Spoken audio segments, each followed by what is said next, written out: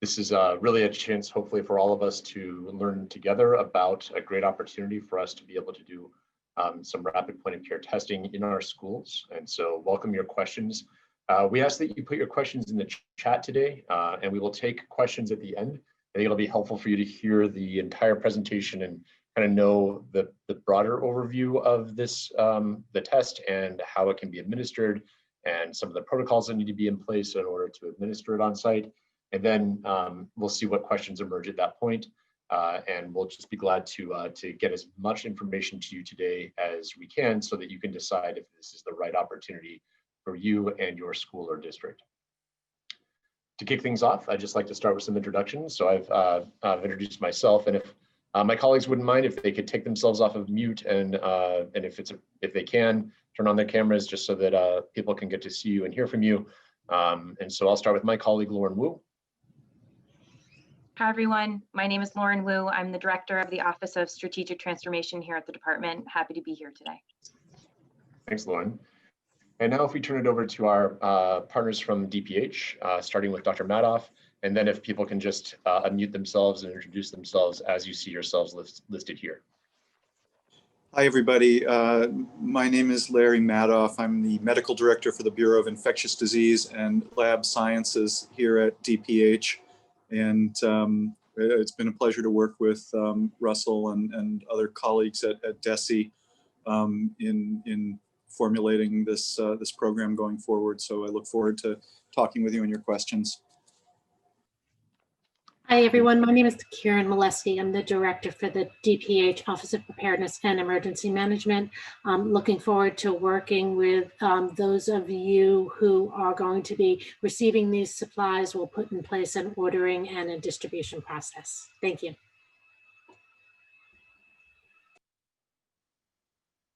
Hi, I'm Caitlin Pettengill. I'm the Assistant Director of School Health Services at DPH.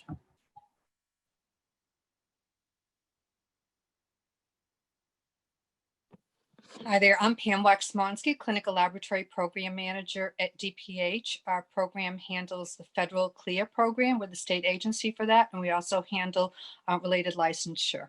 I'm glad to be working with you. Thanks, Pam. Hi, everyone. Hi, everyone. Elizabeth Larson, working with Secretary Setters at the COVID-19 Command Center. Great, thanks, Elizabeth, and thank you all for being here. I'll be doing much of the presenting today, but at different points along the way, our colleagues will chime in and add any details that I miss. We're definitely taking the tact of we're smarter together, we're better together by putting all our heads together about bringing you this information today. So the quick overview of what we want to do today is just beginning with a rationale and overview for using the BinaxNOW test, the protocol, and kind of how it fits in with our overall protocols on if you have individuals who are symptomatic, we know what to do. We know to send them home. How does this add to that discussion? How does this add to that equation of handling symptomatic and asymptomatic individuals in our schools? And then we'll get into the preconditions that need to be in place in order to start doing the on-site administration. Talk briefly about the reporting requirements, and then make sure there's plenty of time for Q&A at the end. So the first part, really just thinking about the rationale. Some of you have heard me talk about this before, but DESE is really wanting to continue to shift to kind of be in step with what you need as school and district leaders as we continue to deal with the pandemic. And so you know that we worked all throughout the summer to provide guidance documents, over 25 documents, more than 200 pages, to really make sure that we understood everything about running our schools now, because it's also different with the spacing requirements that are necessary, the mitigation strategies that we know need to be put in place. How does that look everywhere on the bus, in the school? That's really what we were trying to answer this summer. And how do we educate our children differently if they are remote or in person or hybrid? But now we're really wanting to pivot and make sure that we are moving away from guidance development and more towards technical assistance. And thinking about our role as the state education agency, how can we support you in keeping our schools open and keeping as many students in front of teachers in person as possible? And so things like the mobile testing unit that we teamed up with DPH on, the reporting positive cases to us, the parent communication toolkits that we've provided are all in service of helping you do your jobs hopefully better and more easily. And now this initiative comes along. And we're really excited that the Baker-Polito administration when they received news that these Abbott Labs BinaxNOW tests would be available for Massachusetts, that they said, we want to prioritize the schools for these tests. They could have chosen some other sector, but they're asking that primarily these tests can be used for our schools. They are at no cost to you. And so really glad that we can use these tests, hopefully, to instill confidence. You know, I know that there's just a lot of fear out there right now, understandably, about the virus and about the spread of the virus. And so having a testing strategy to be part of that, I hope can help to instill confidence about, you know, that we can safely have our students in school, that we can have our staff in school, and that we know what's happening and we can make decisions based on knowledge rather than based on fear. So I hope that you see this as part of DESE's overall continual evolution with you to do what we need to maintain in-school operations as best we can, and really helping you decide today if this opportunity is right for you in terms of your own goals right now and the unique circumstances of your school or district.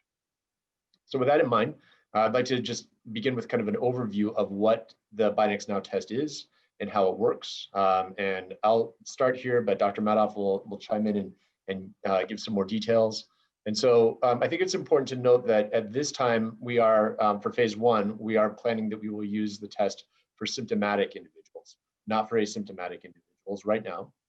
And really with the idea that the sooner that we know what's happening, if the sooner that we know that someone is positive with COVID, that we can begin isolation, we can begin contact tracing just that much sooner because we actually have the information instead of just sending a symptomatic individual home and asking for them to get tested and then waiting to hear what the results are, sometimes, you know, hours or days later, that we could know immediately whether or not there is a positive case within our school and begin that work right then and there.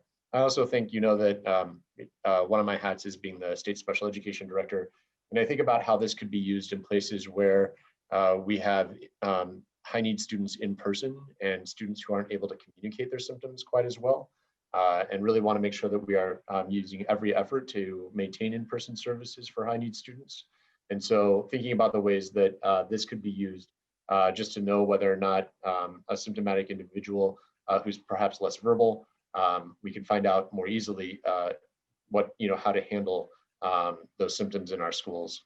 So I'd love to, you know, Dr. Madoff, if I could turn it over to you just to talk about, I know there are a lot of questions out there about the accuracy of this test. And so there's some good information on this slide about the sensitivity and specificity of the test, that we have a trial going on here in Massachusetts.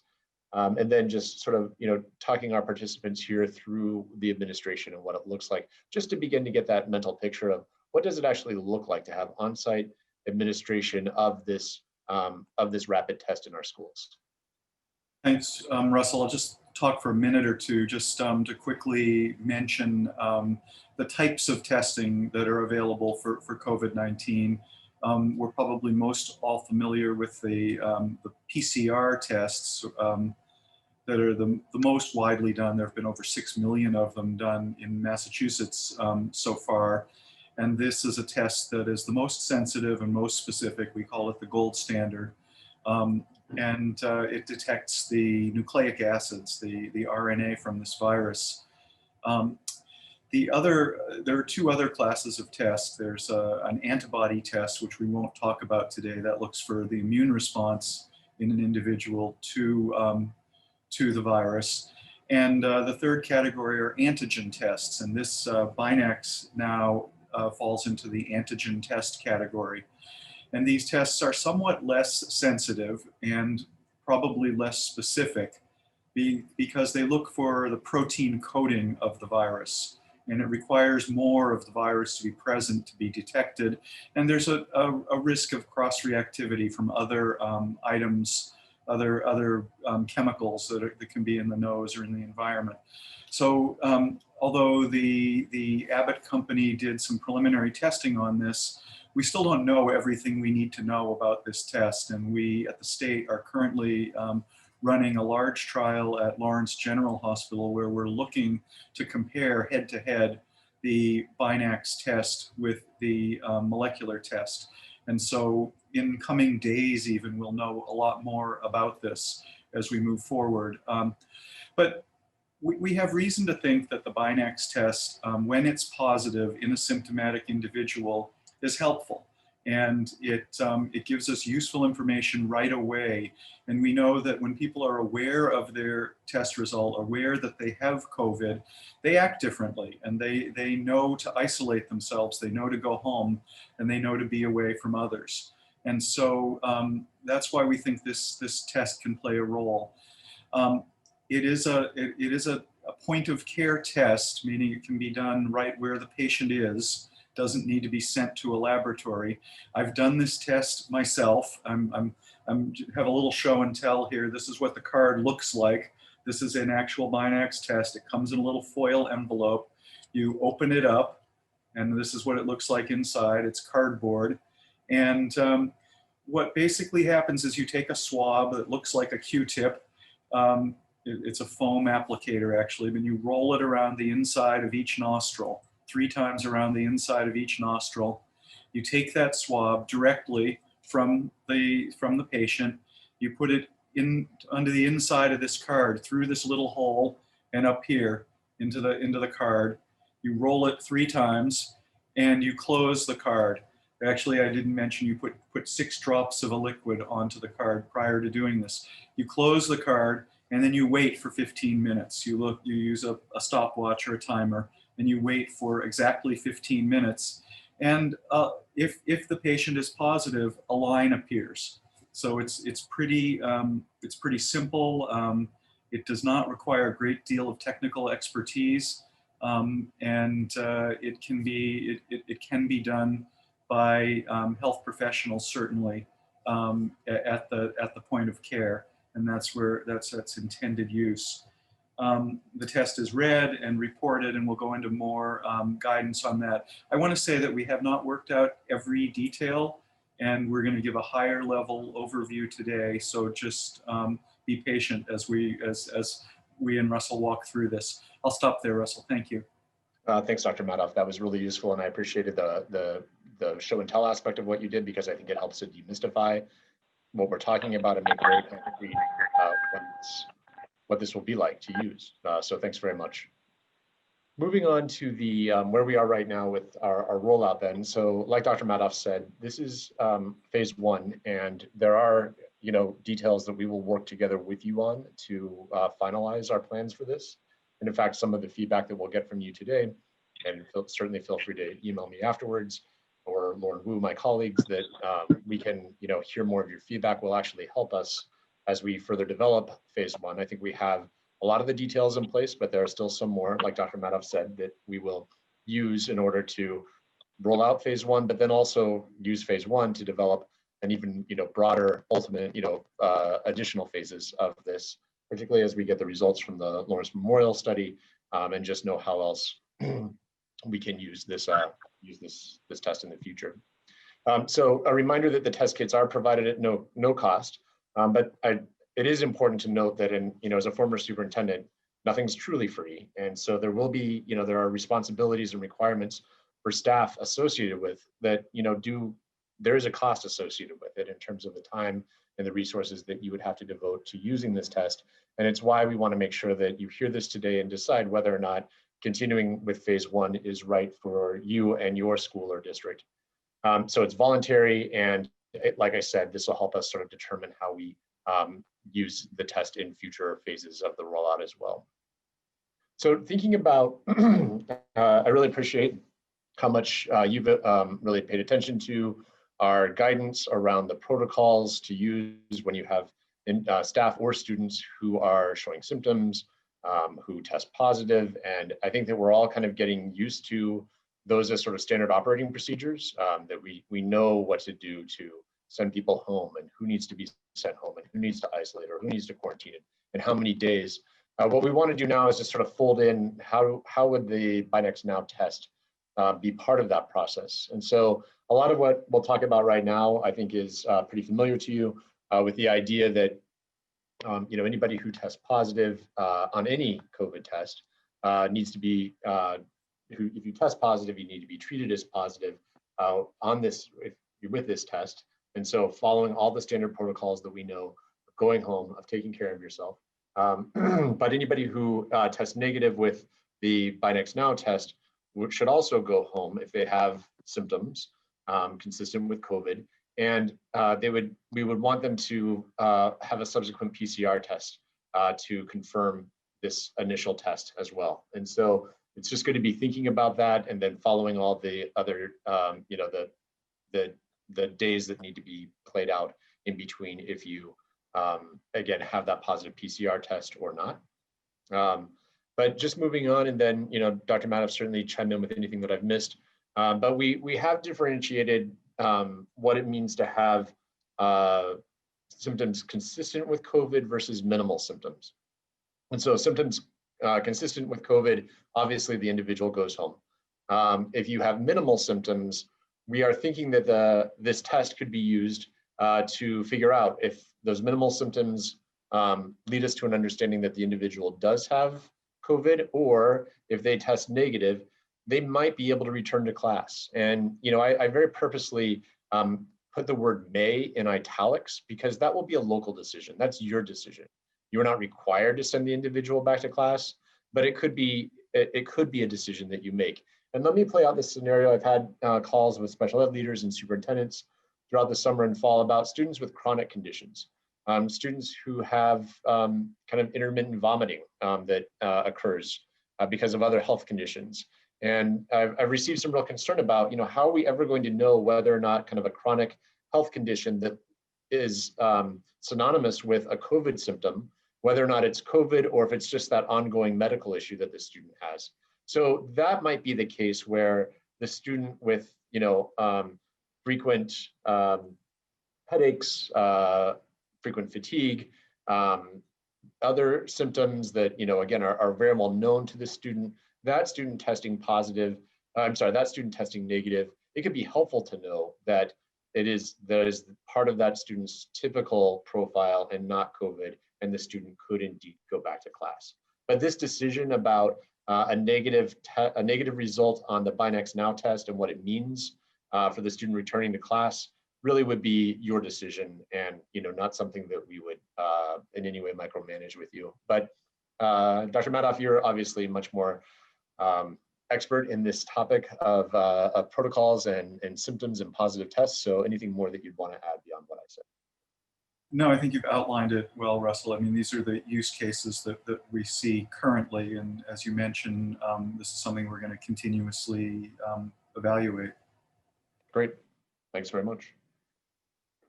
So thinking about the, we just know that we'd want to have a very solid communication strategy about, how we are going to make sure families know that this is happening in our schools. Obviously, we'd have to have authorization from families for most of our students before they get tested. So we'll say more about that in a minute. But just that, we're introducing another aspect of a COVID response if these tests do come into our schools. And so we will make sure that we provide you with sample letters that you could use with families so that you're not having to invent this language out of whole cloth, and that we would put those letters in our communications toolbox, and we'll make sure to get them translated as well. I think what's really important about our presentation today is for you to know about the preconditions. What do we need to have in place in order to be able to administer the BinaxNOW test on site? And so that's really where we want to go next in our presentation. And so I think it's important as we go into this section of the presentation for you to have this overview of all of the components, and then we'll go into them individually in greater detail. So, before we can start administering the test on site, we have to have the Clinical Laboratory Improvement Amendment waiver, and Pam will help describe some of that in a minute with me. And there needs to be a standing order from a physician. We need to make sure we have the appropriate PPE in place. Training obviously has to be in place, and then authorization and consent from either staff, if staff are being tested, or students and their families, depending on whether or not the student is of the age of majority. And then once we know that the preconditions are set, that that you have those in place, then we can start the ordering process, and Karen can talk more about what that will look like when we get to that section of this presentation as well. So just starting with, it's important to know that the CLIO waiver is something that would you would have to apply for. It essentially is allowing, and Pam, forgive me if I go far afield here, reel me in, But really the idea that, when a test is being authorized outside of a clinical laboratory, there has to be a waiver in place. We've included a link to the waiver here. And I'm really pleased that our colleagues at DPH are open to supporting you with the application itself. And it's likely that we'll follow up with some additional information about the application process, just so you don't have to each call and get help. If we realize there's some common trends and themes that we need to talk to you about, we will make sure we get back to you with more information about the CLIO waiver process. But Pam, what did I miss? Feel free to fill in more. No, you've done a great job, Russell. So as you explained as the overview, there is an application process. It's a 5-page application that would come to our program. We would review it. And there's an expedited process through CMS to turn around a CLIA number soon to be able to begin testing really at that point. There's a process of paying for fees and getting a hard copy, but that can come later after the application is entered. And as Russell said, we'd be glad to work with you on that. We're used to fielding questions related to the applications. Thanks, Pam. Can you say anything more about the fees before we go on? Certainly, for a certificate of waiver, and we feel that that's what would apply really in most cases that would be doing this Abbott BinaxNOW test for COVID. It's a certificate of waiver has a fee of $180 for every 2 years. That's the current fee. It went up recently, so there's no immediate expectation that that would change, but it's a 2-year period. And then there's a renewal. The federal government, CMS, would send out a bill before the expiration of a certificate in order to be renewed. Of course, one doesn't know how long there will be a need for this type of testing, but it is something that can be terminated with notification to our program. And we're used to dealing with those also. Great, thanks, Pam. Online payment option, while I have the opportunity, we will get into more details at some point, I'm sure, but that's something that facilities have found to be very helpful. Great, thanks, Pam. Really appreciate that. And I think knowing that $180 is the cost, that's a nominal amount of money. As a former district leader, just that is not, is concerned if there was if it could be a non-starter, if it was an exorbitant amount of money, but clearly $180 for a way of getting a test at no cost is very reasonable. So thank you very much. And we'll be glad to take more questions about this at the end and support you with anything else that you have on your mind when we get to the question and answer section.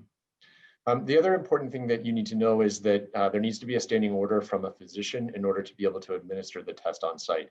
And so it could be a standing order from if you have a school or town physician, a city physician, or perhaps depending on how your local board of health is structured, that it could be the medical director from your local board of health. And that we will also work on a model standing order so that this, again, doesn't have to be invented out of whole cloth, that there could be a model that you could use to have on hand. And Dr. Madoff, could you just add anything more here about the standing order process and what needs to happen here? I would just say this is something that's done all the time. Most towns, for example, that have a flu clinic or something like that, there's a provider that signs a standing order. It's usually, a page or two, just sort of walking through the indications and the use of the test, the reporting that all of which we're talking about today. And it just authorizes other personnel to perform the test, and that's how it works. Most towns have some physician who's either the town physician or perhaps a school physician that could be the signer of a standing order. Great, thanks very much. And again, we're glad to kind of troubleshoot with you on this. If you are a regional school, a charter school, an approved special education school that maybe has, just sort of a different arrangement than where, I know as a former superintendent, you're sort of all in the family when you are part of the overall city government. And so we'll be glad to see if you have any questions or if we can support you with this idea of standing orders from a physician. The next piece is the PPE that's necessary. And so obviously, when collecting a specimen from an individual who might have COVID, who has symptoms of COVID, there would need to be kind of a higher level of PPE, obviously, that's needed. than in otherwise kind of day-to-day operations of the school.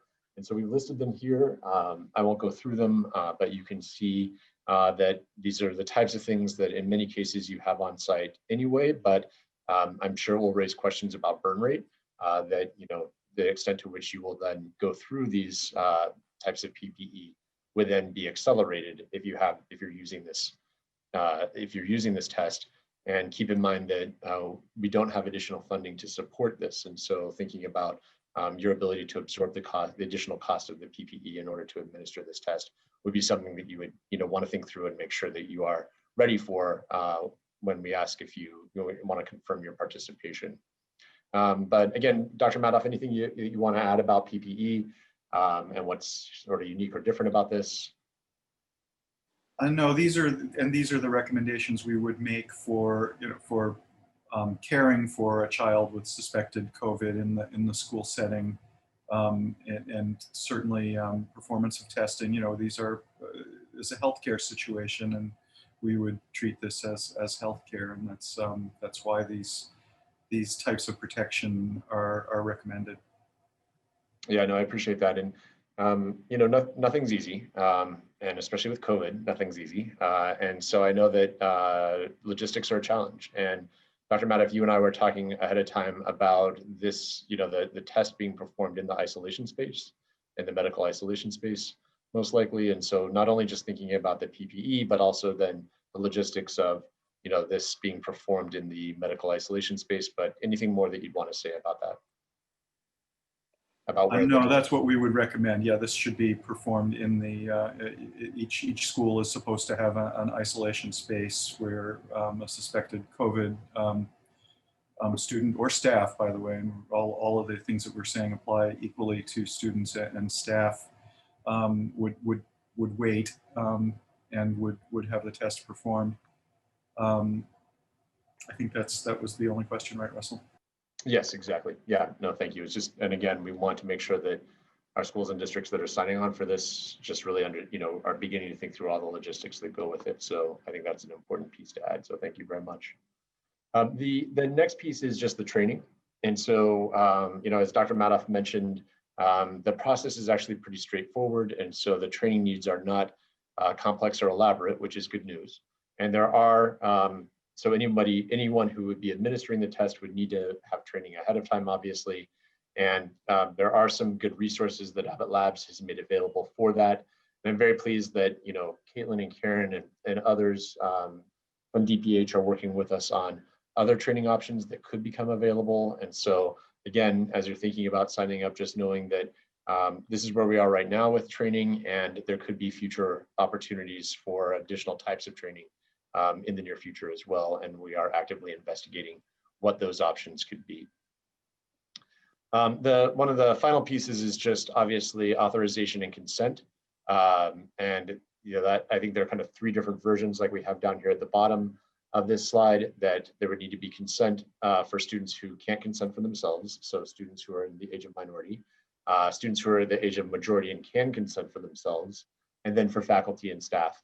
And if you've seen the authorization forms that we've used for the mobile testing unit, and you can look at our guidance on that and see the types of things that we are wanting to have signed off on when parents or individuals are signing for themselves, it would be the same type of form because that form includes a lot of questions that have to be answered about any, you know, kind of preconditions that we should know about before the test is administered. And so, you know, there would be, you know, sort of signifying where the individual stands at that moment in time when they are getting the test, sort of, you know, making sure that we have a sign off on what the current symptoms are from the student, for example, would likely be part of that. And it will also help us with the data collection, that some of the demographic information that we get is necessary for the continual understanding of the virus in Massachusetts as well. And so you would find that, again, it's a fairly simple authorization form, but one that and pretty standard with any other time that you go to get a COVID test. And, you know, Lauren and I were talking about this ahead of time. And obviously, if you are wanting to use this test on demand when you have, you know, a symptomatic individual, particularly on the student side, it's likely that you would want to get as much of the authorization form signed by parents ahead of time as possible, because when that student shows up in the nurse's office, you're going to want, and you want to test the student, you don't want to have to call the parent to get authorization most likely, although really it would be up to you to decide how to do this. But we're thinking that you might want to try to get as much authorization ahead of time as you can, so that again you can really use this test to its maximum benefit to know right in the moment whether or not the student is testing positive. And so we think that obviously thinking through how authorization will work ahead of time will be part of the equation that we'd imagine that you and other members of your team might want to talk about before deciding how to proceed with being a part of phase 1. And so, just so that what's coming with this, to think it over ahead of time is important. So once all of those preconditions are in place, and hopefully they don't seem too onerous, and hopefully they seem pretty logical, that those are the types of things that you would need in order to administer a test on site, like we're talking about, then you would be able to order the tests through the Office of Preparedness and Emergency Management. And we will make sure that you have access to ordering the number of kits that you would need, and just keeping in mind that they come in groups of 40, kind of bulk shipment of 40 kits, 40 tests to a box. Karen, would you like to fill in any blanks there? Anything that I missed about what your team would be doing on your end to get these kits out to schools? Sure. Thank you so much. So just to let you know, in early March, DPH did set up a resource unit to support the response to COVID-19 and to be able to fulfill orders for PPE, ventilators, testing equipment, and other supplies and therapeutics for the last 9 months. We do have a warehouse partner, and that warehouse partner is where we store all of the supply and equipment, and they not only assist us with storing, but then also picking and preparing orders that come in through our resource unit. And then we also have a delivery partner, which is a courier service that will provide transport for these materials to their intended locations. So while we haven't yet specifically worked out an ordering form and a process, we have all the bones in place to be able to support this. So just wanted to assure you that over the coming days, we will work out all of those specifics and have a smooth requesting and then delivery process in place for you. Great. Thanks, Karen. I really appreciate that. And can you just remind us that I think what we're thinking about is that the kits would come to the district, not to the school. Is that correct? That's correct. That would be our request, because as they are going by courier service, and there are so many of you, we would want to have a centralized delivery location just to be able to not exceed what our capacity is to provide those deliveries. Great. Thanks very much. So another just important logistic to think through. Obviously, districts are used to having their own internal delivery system, and so I don't think that should be too onerous at all, but just good to have that mindset that it would come into a centralized location and then go back out from there. So thanks, Karen. Really appreciate that. Just now coming to the towards the end of the presentation and getting close to being able to answer your questions, and thank you for putting them in the chat. We want to just give you kind of a high-level overview of the reporting requirements. And so keeping in mind that we want to make sure that we are reporting the results to DPH's Bureau of Infectious Diseases and Laboratory Sciences, BIDLS, in the manner required by DPH. And so, obviously this is something that is already occurring, and so reporting the results from the BinaxNOW test would just need to be part of what is currently happening. It's likely, though, that the reporting mechanism would involve some data entry at your level within the schools and districts into perhaps a spreadsheet or a database. Again, this is something that we are in development, so that when we launch phase 1, it will be clear and ready for you. But again, part of our purpose for today is just to make sure that you're seeing all the logistics that have to come together. And when we talk about the staff resources that are necessary, just understanding that there would need to be someone who could take the information from that authorization form, like I was mentioning, and some of the demographic and health information, and enter it into some type of form with the results of the test, and then uploading that information would be an important part of the process. And so again, just want to make sure that we're bringing to you with kind of full awareness all the components of participating in this first phase of our rollout. And then also just keep in mind that we would want you to report any positive cases to us here at DESE using our mobile rapid response health unit phone number that we appreciate all of you who are calling in cases as they're occurring right now. And so it would just be the same sort of thing with this test in addition to what you are already doing. So hopefully that's familiar as well. So that's really our overview. I think a couple other things that I just want to point out as we get to your questions and answers. Let's just talk about next steps for a second. So many of you have already filled out our initial interest survey and submitted it to us. Keep in mind, if you're hearing about this today and wanted to wait to respond, just make sure that you do so by October 30th. We have over 200 districts already who've expressed interest.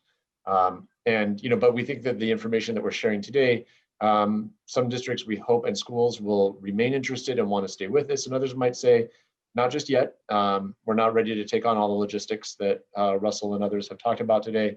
And so we will ask you, based on the email that you provided us, we will push back out to you a confirmation request, just to make sure that you definitely want to participate in this phase 1 of the BinaxNOW test. And then we'll send our final approval to those who confirm participation.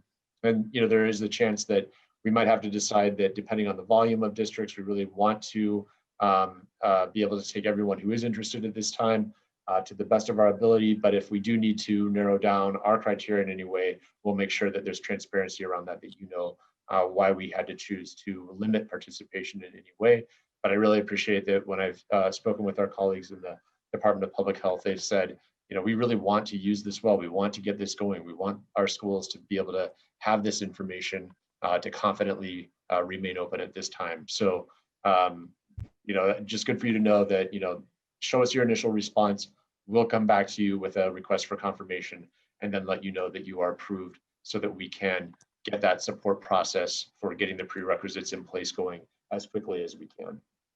So I hope that's helpful around kind of next steps from here. I anticipate, kind of a real momentum building around our launch of this opportunity. Finally, I just want to mention that Lauren and I put together some additional resources for you in case you want to read more about this test and what some reports of it are across the nation, because keep in mind that every state has these tests right now, because they were provided to us by the federal government.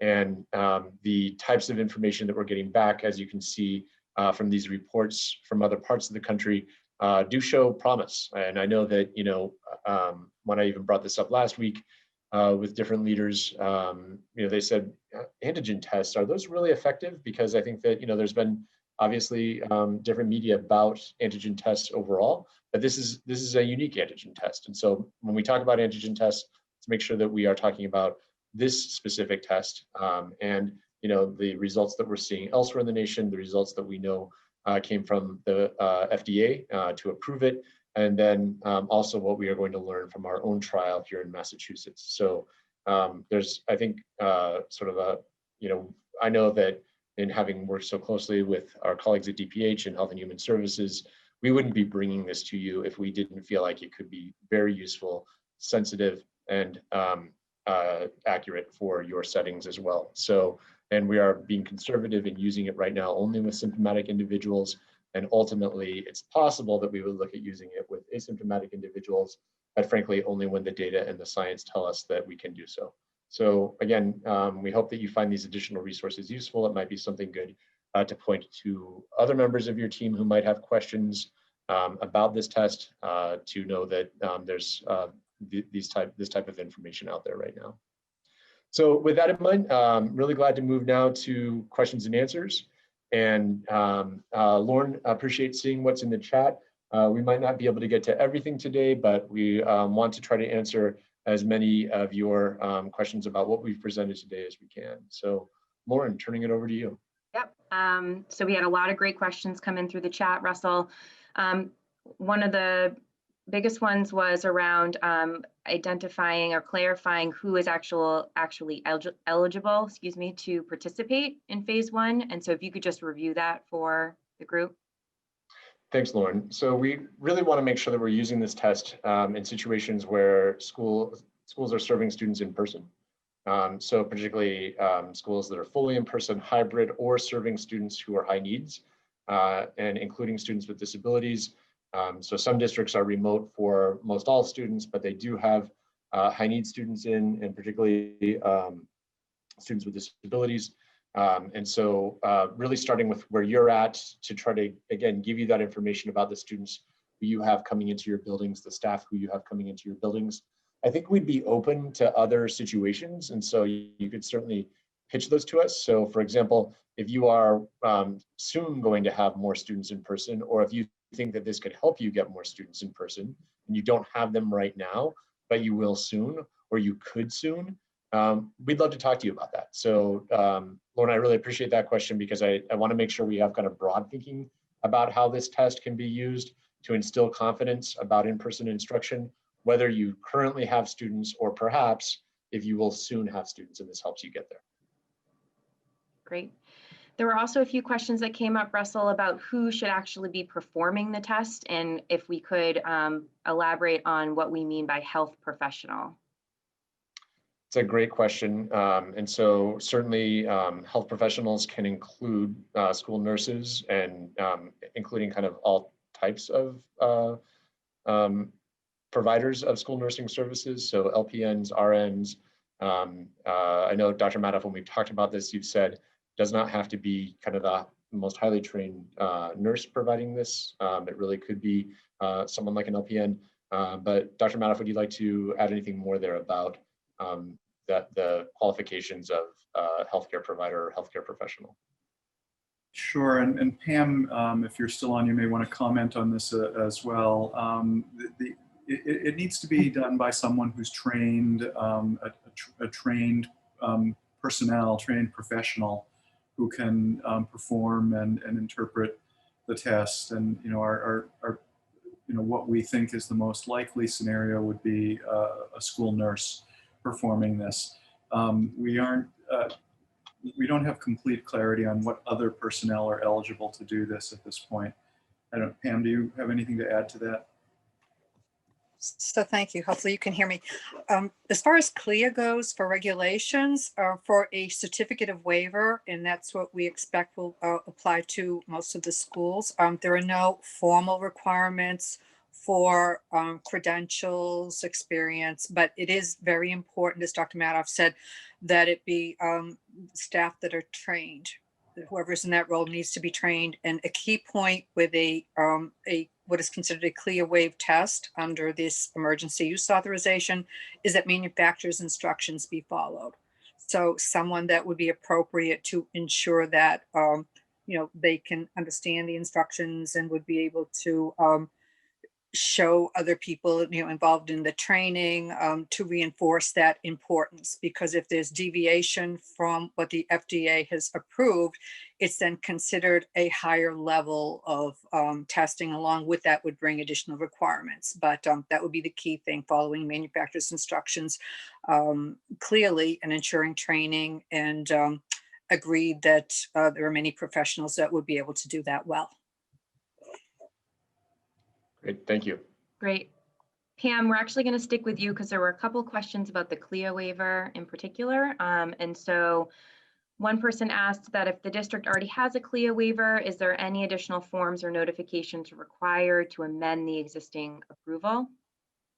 Okay, if a facility, a district already has a certificate of a CLIA certificate, I don't know of any exceptions to the possibility of any CLIA certificate being able to do this CLIO Waiver test. So I would say that if they already have it in place and it is current, that there would be no question about it being able to be used. But if there are specifics that someone wants to present to us, we would be glad to take a look at that. Something that has come up, and this might be getting a little bit too off the original topic, but there's this concept of multiple sites. So if that does apply to one of the facilities that asks the questions, we'd be glad to work with them on those details. But there is a multiple site option, and that wouldn't necessarily show on a CLIO certificate, but we would be able to check that on our end to make sure that they have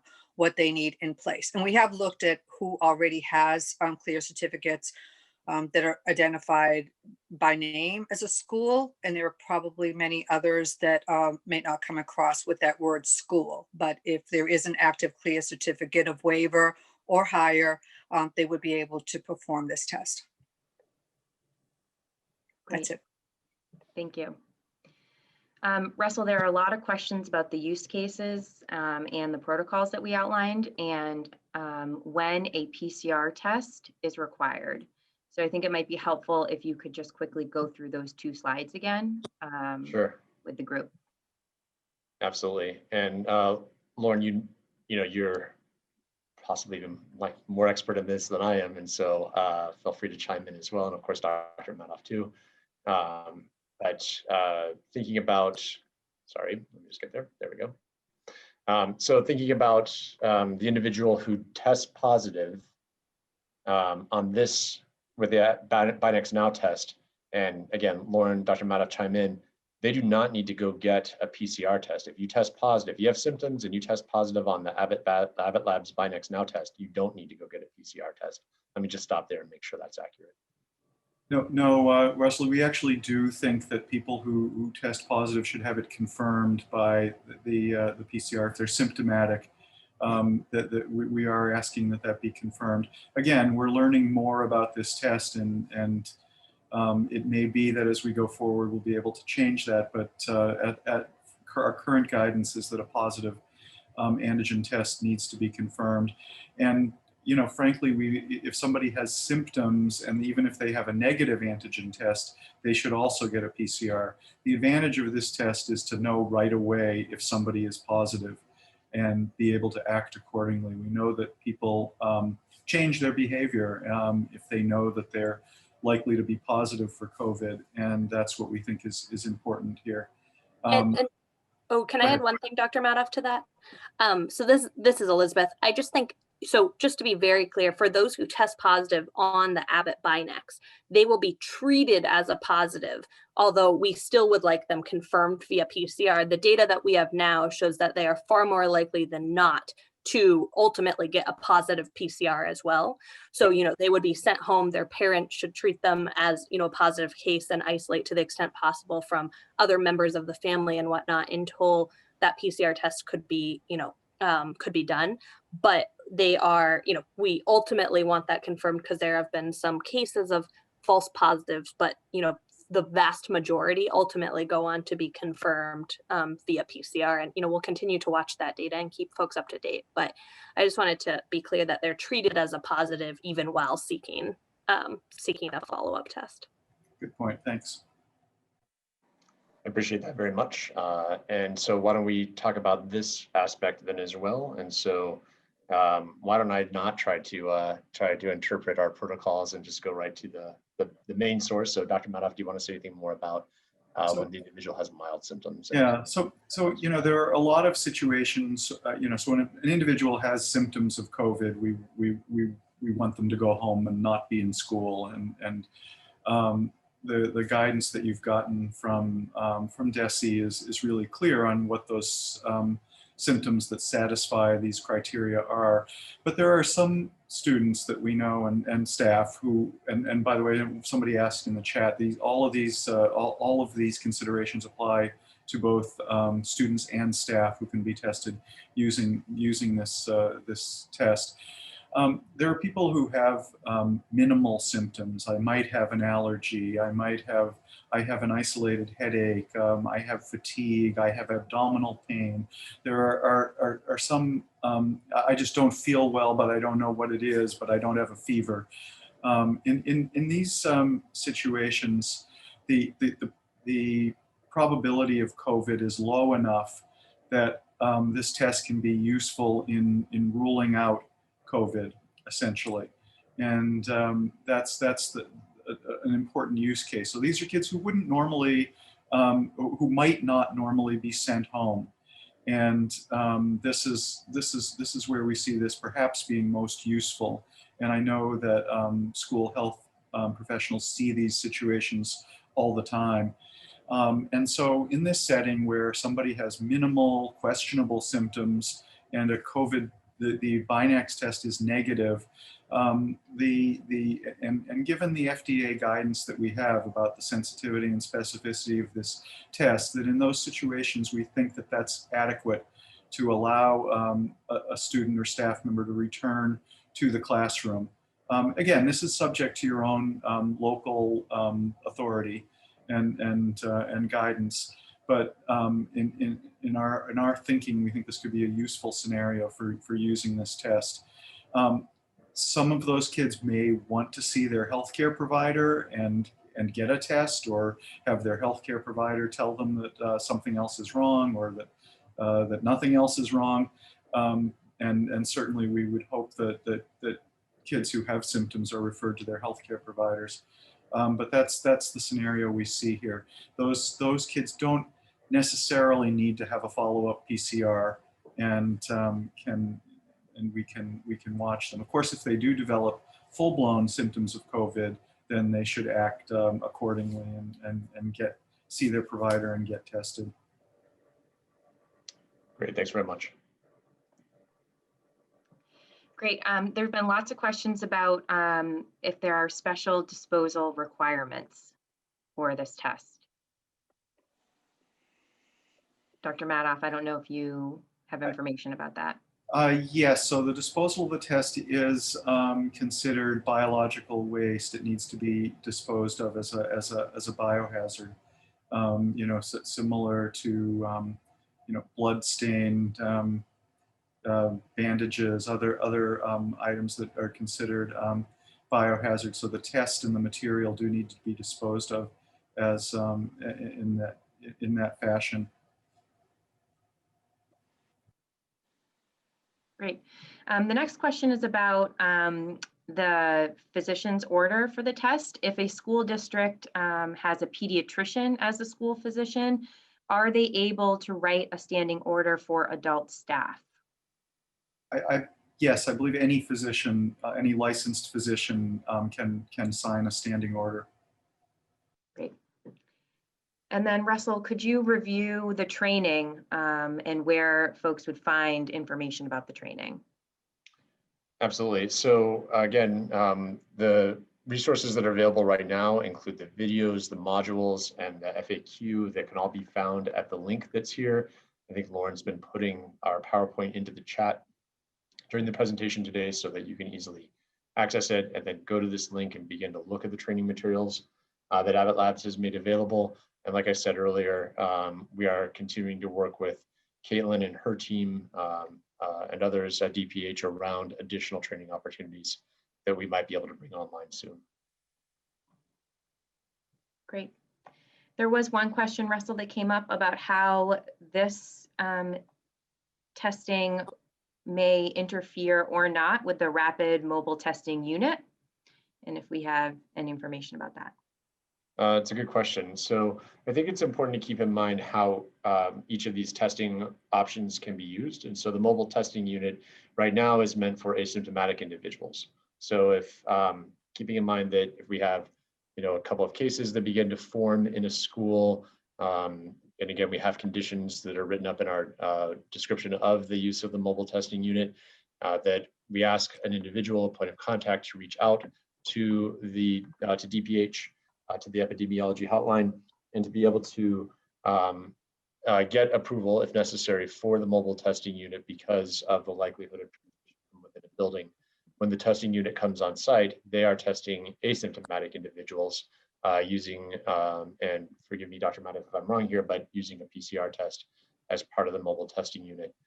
This test right now is meant for symptomatic individuals. And so it would be used when you have somebody who has symptoms consistent with COVID or those mild symptoms that we mentioned.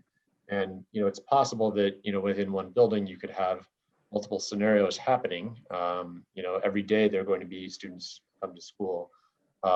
especially as we get into the winter months, who have some symptoms. And so we could have the need for using the Abbott Labs BinaxNOW test in some situations, and then if there are multiple cases occurring from within a building, calling and asking if the mobile testing unit is necessary could happen as well. But the use case is very different for each of those opportunities or options. Dr. Madoff, anything I missed there?